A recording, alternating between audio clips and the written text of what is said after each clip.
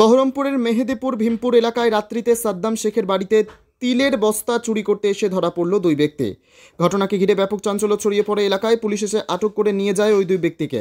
স্থানীয় সূত্রে খবর, আনুমানিক 8:30 নাগাদ সময়ে চুরি করার উদ্দেশ্যে আসে দুই ব্যক্তি। সেই সময় বাড়ির লোকেরা টের পেয়ে চিৎকার চেঁচামেচি করতেই স্থানীয়রা হাতে নাতে ধরে ফেলে তাদের। খবর দেওয়া হলে ছুটে আসে বহরমপুর থানার পুলিশ, আটক করে নিয়ে যায় ওই দুই ব্যক্তিকে। ভর সন্ধ্যায় রীতিমতো এরকম চুরির ঘটনায় আতঙ্কিত এলাকাবাসী। কি জানাচ্ছেন স্থানীয়রা, শুনুন। কখন করলো এই জিনিসটা? এই ঘন্টাখানিক হলো।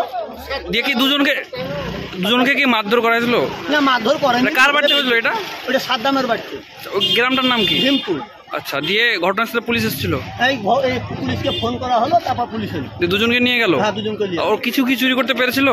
না, বস্তা তোমার ওই পাটের হয়ে ঝরে ফেলেছে, নিয়ে যেতে পারেন। কি চুরি করেছিল ওটা? রায় আর সর্ষে। দিয়ে ওই চুরির মালগুলো পুলিশ নিয়ে গেল না দিয়ে? না, ওখানে পড়ে আছে, জমিতে পড়ে আছে। কতটা পরিমাণ বের করেছিল? 2 বস্তা, তার মানে এক বস্তা হবে। এই একটা 40 কেজি, একটা 20 কেজি মতো হবে। চোরগুলো কোথাকার? এই ভীমপুরের। নাম জানেন কি? নাম কি? বাসির, মন্ডি আর বাসি। পুলিশ এখন নিয়ে গেল? হ্যাঁ, থানা নিয়ে গেল।